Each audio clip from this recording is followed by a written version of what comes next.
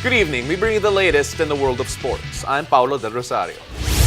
We give you the conversations you want to hear from your favorite icons and athletes. I'm Z Hervasio.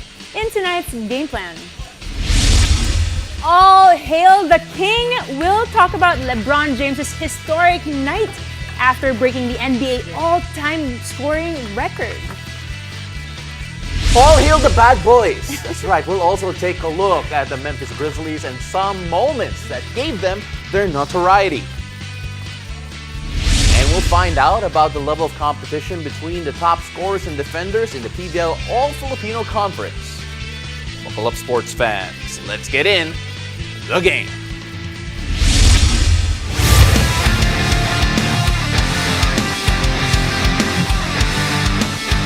Now, 20 years ago, a kid from Akron, Ohio had been dubbed the Chosen One. Now, even before he ended up being the Chosen One and, of course, being the league's all-time leading scorer, he's not done yet. Now, with us tonight to break down the historic night that saw LeBron James become the NBA's all-time leading scorer, well, ladies and gentlemen, we have UAP champ and LeBron James fan, Bricks Ramos, making his debut on the show. Yeah. And NBA All-Star analyst, Diego Dario. Gentlemen, welcome to the game. Thanks, Paul. Thanks, Bricks, Steve. welcome. Don't worry. Don't be scared.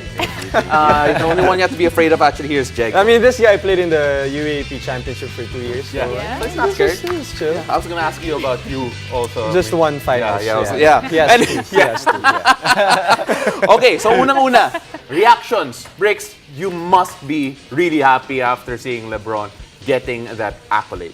Yeah, sobra. Actually, when I watched while I was watching the game, I had like goosebumps as soon as he hit the fadeaway. I was just like, damn.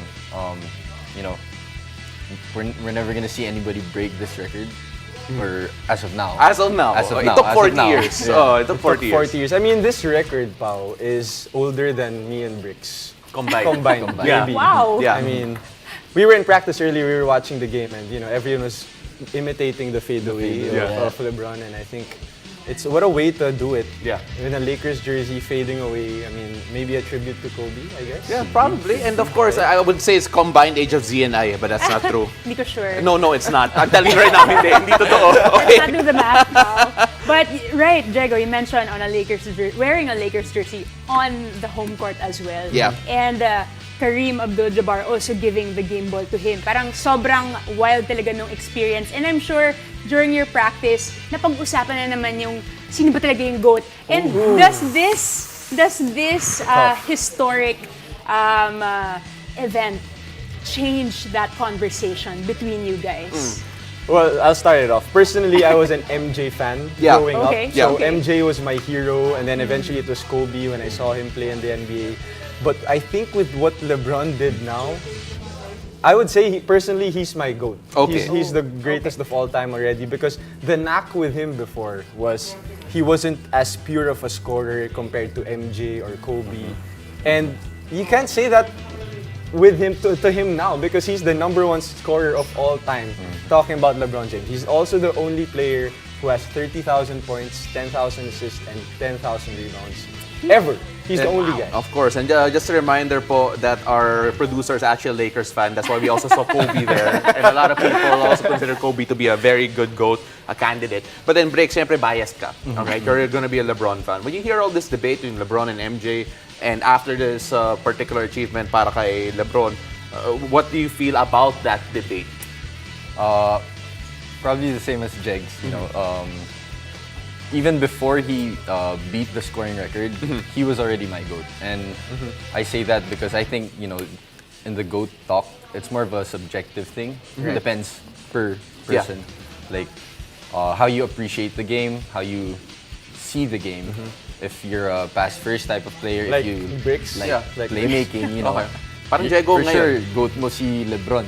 Pero if you're a hooper, you like getting buckets, for sure MJ or Kobe. Okay. All right. Okay, so definitely the conversation has shifted dahil sa nangyari tonight. And since he's been dubbed the Chosen One, since day one, how has he evolved as an athlete? And do you think he's been living to the hype? I mean, 38 years old, still in the game, still, upping the record. What do you think? I think that's also one reason why he's the GOAT. Because even before he came into the league, he had pressure already on being the best, being the greatest, and being this player that is unstoppable. And he proved everyone wrong. At this point, if we don't think LeBron is one of the greatest, I think we're just hating at this point if we're Gotcha. saying that. I mean, LeBron has exceeded expectations for 20 years. I mean, that's crazy. That's crazy. Bricks, message mo sa haters. After 20 years of hate and more, anong mensahe mo sa mga hater ni Lebron? Just keep hating. Well, of course, obviously, there's always going to be a divide, right? There's always going to be a divide of those That's who hate true, LeBron, those who love LeBron. But then you take a look at his accolades, not just in scoring right now. He's probably no one's going to get assist record anytime soon. But he's also the only guy, apart from closest is Kobe, who's in the top 10 of the scorers list with over 10,000 assists. You take a look at that, and yung playmaking niya is people said that okay, it's not pure scorer, LeBron. Are we underrating yung totality niya as a player, totality niya as an overall player? I don't think so. Yeah. I mean, the fact that he's broken the record and he still has 10,000 plus assists, Right. for Yeah. his career, it just shows how effective of a player he is, how efficient of a player he is. Over the And 20-year he's still career. not done yet. Yeah, He's yep. still- I mean, what, Exactly. 3-4 Oh. years maybe and left in the tank? I mean, I'd say like 5 to 5 6. more years? 5 to with the- 6 With years. the way he Okay, looks. 2 right? years na parang bench na lang. Chill na Yeah. lang. Then like four good years. Waiting for Bronny Okay. yung last 2 yung years. last 2 yung last. Ayun ba yan na bench lang? Oh my goodness. I mean, okay, so magsasabay sila, so the senior and the junior, maybe in the next few years. Hopefully, I was gonna ask you guys, ano pa kaya makikita natin sa kanya in the next? I mean, we've Years. seen everything from LeBron with the Yeah. way he improved. He started off as, just being a physical beast, Athletic guy, just yeah. going inside. No one can stop him from having a three-point shot now.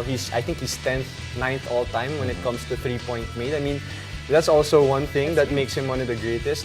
And then he has a post-up game now with the way he beat the record was Yeah. from a post-up Yeah. fadeaway. So I think he's one of the also like most complete scorer also with the Yeah. way he plays inside, mid-range, and 3 points. So what's the next achievement for you, Bricks? When you look at LeBron, obviously you're looking down the line. Like, what's the next thing that he could do? I hope he still wins another championship. Of course you do. Oh. Because I think if he wins another one, I think it's over. It's over. Yeah. Right? The GOAT Okay. talk is gonna be over. Okay. But can he do it in the Lakers? Trade Westbrook.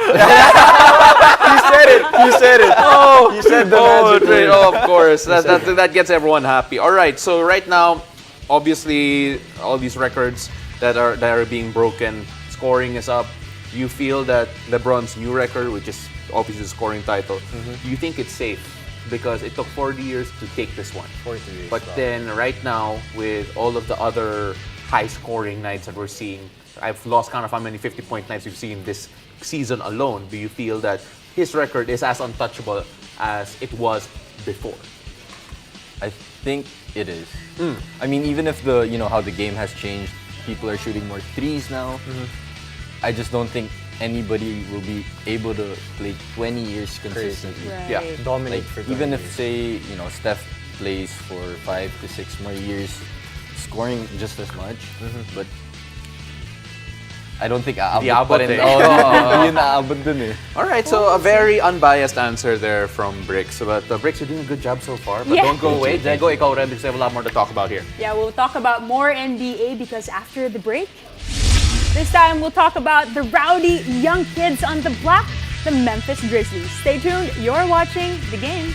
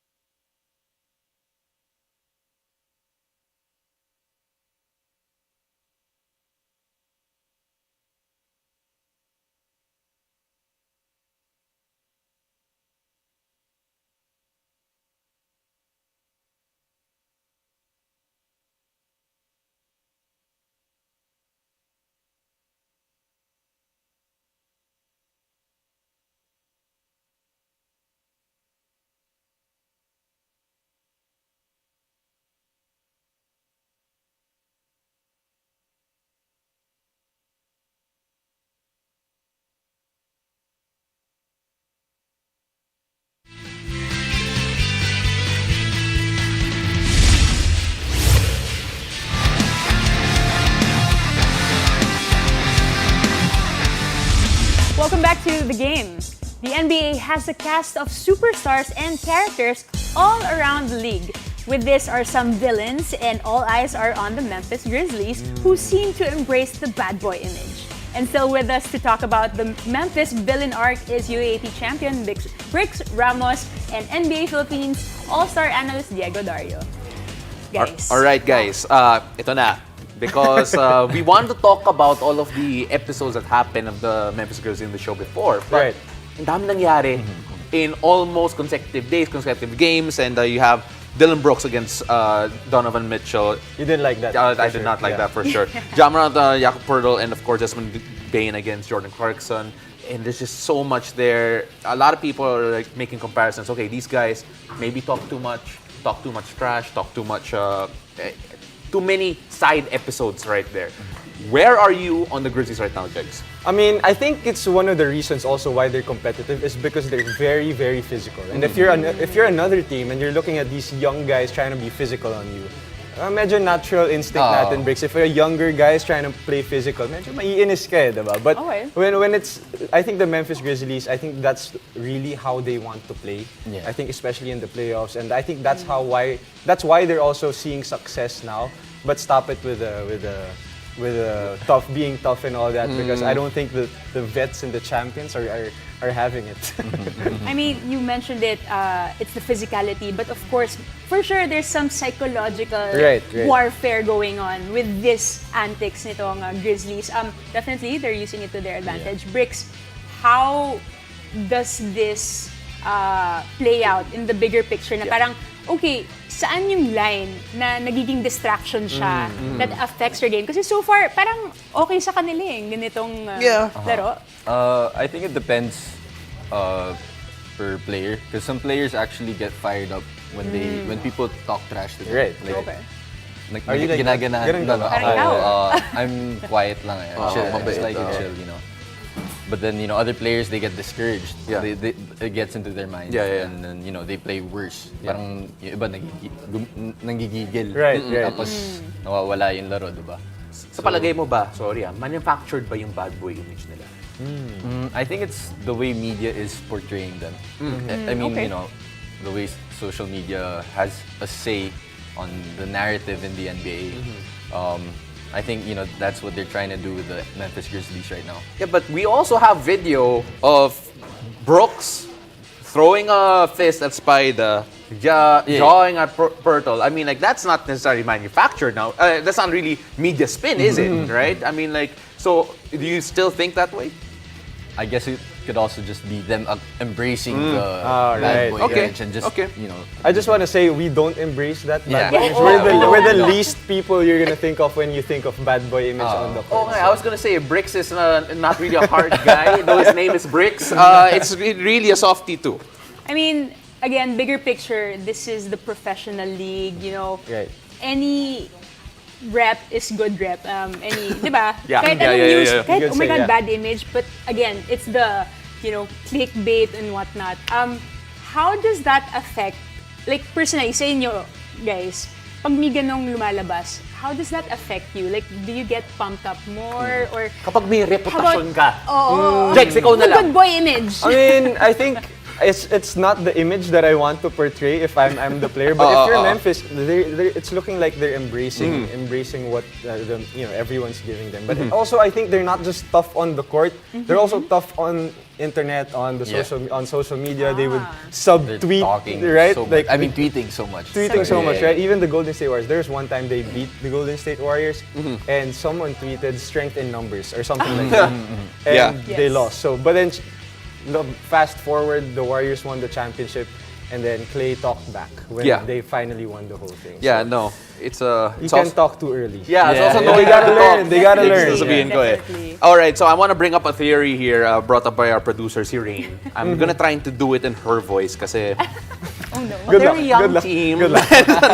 No, but then seryoso to, they are a young team, and the management right now, is there a possibility that the management's actually allowing them to do it? Kasi some coaches, wherever you go, want to rein in their players, make sure there's no distractions. Pero sa palagay mo ba, Bricks, the Memphis management are okay with what's being shown on the floor, off the court as well, on social media? Kasi parang ang dami nangyayari. Are they okay with all this? I think they are. I mean, they're not stopping. Like they've been doing it consistently, and it's getting them views. It's getting them likes. You know, they're being talked about. Right. They're getting the attention that they want. Yeah. So Small market. And I also think, because you remember Grit and Grind Memphis Grizzlies, I think they're trying to bring that back, that kind of the tenacity They're of Memphis. embodying. Yeah. Yeah. Okay. Kailangan na lang identity. Yeah. And speaking of identity, of course, we look back, and when we talk about bad boys on the hardcourt, we think about none other than the Detroit bad boys. Before our diba? time to, Before our time na ito, Not Our collectively. Our time. Yes. Di po So, tayo 80s basketball. Goodness. But like, do you think sila na, the Memphis Grizzlies, are the new bad boys on the block? What do you think, Bricks? sakto lang. Sakto lang. Sakto lang. I personally think you can't be on the same level as the Level as Detroit them, yeah. Pistons. With the way the refs are calling it, with the way the league is ran, I don't think it's gonna get to that point. Because I've seen videos of the Bad Boys Pistons. Yeah. I mean, that's crazy. The way they defended Jordan. Bill Lambier. Oh, goodness. That is not, Yes. No, as that's sasabihin ko for rin, it's nice. like, you have to win. Right. Yeah. Detroit Yeah. won. Of course, Right? They stopped MJ Yeah. before MJ became MJ, the Utah Jazz Facts. killer. And when you, obviously, that's always going to be a hard comparison. But then you take a look at Memphis right now and their prospects. People are wondering how far they can go. I don't know if a lot of people are talking about them as championship contenders, even with their good regular season record. Brick, sa palagay mo ba, are we going to look at this team this season, maybe in the playoffs, as a potential contender, an actual realistic one, despite all the noise, despite everything we see on the floor? I mean, from what I've seen, I don't think so. Not just yet. I feel like they need a bit more experience, I would say. Okay, a bit more. How about you, Jex, really quickly? I think where Ja Morant goes, the Memphis Grizzlies will go. They play defense. I think Ja Morant's one of the next superstars in the NBA, so it's up to him to prove it. Yes. So we've already concluded that they're not really the bad boys of Detroit, Not not yet. even close. Let's see if the championship can take them there, though. Bricks, Diego, maraming salamat. Really appreciate the time that you spent. And Bricks, good job. We'll have you back here some other time. Thank you. Thank you, guys. So after the break, we'll find out what it's like to go up against the top scorers and defenders in the PVL All-Filipino Conference. Stay tuned. You're watching the game.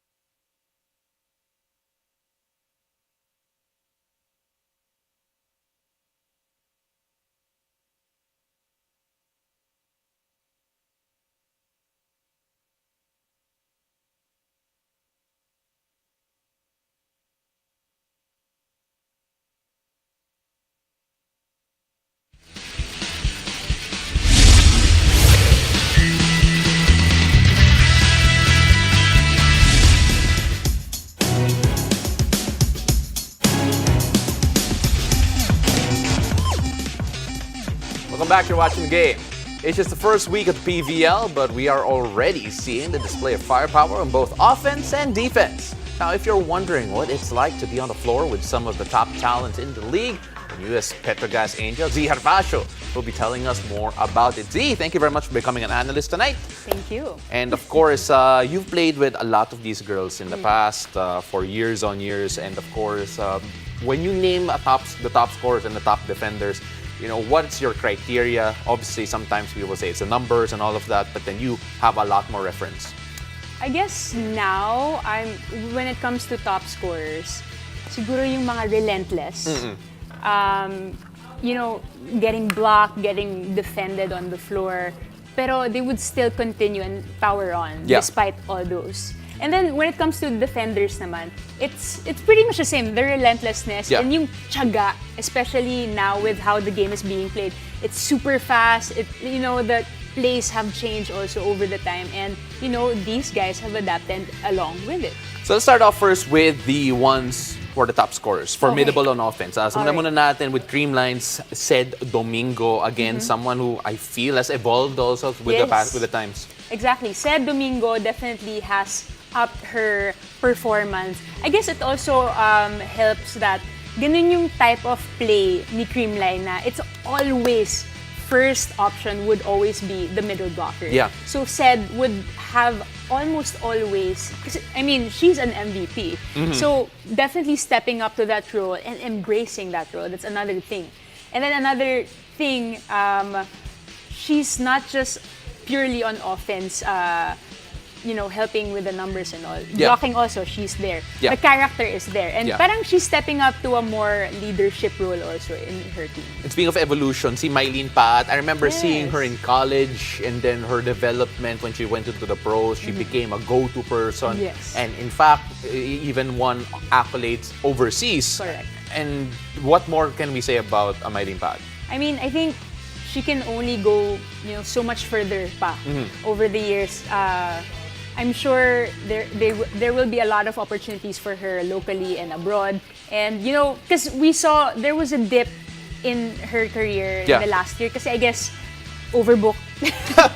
Nasa Thailand, maya-maya sa Pilipinas na. Maya-maya naglalaro na naman abroad for the SEA Games. So, I think it's a matter of balancing everything that's going on with her. But, she's always gonna be the go-to girl. And, it's gonna be only time will tell how much evolution she will bring to the table. Well, these two, in terms of, as he said, and si Mylene, obviously off to okay starts in the conference with the wins. And in terms of momentum, very early on. Right.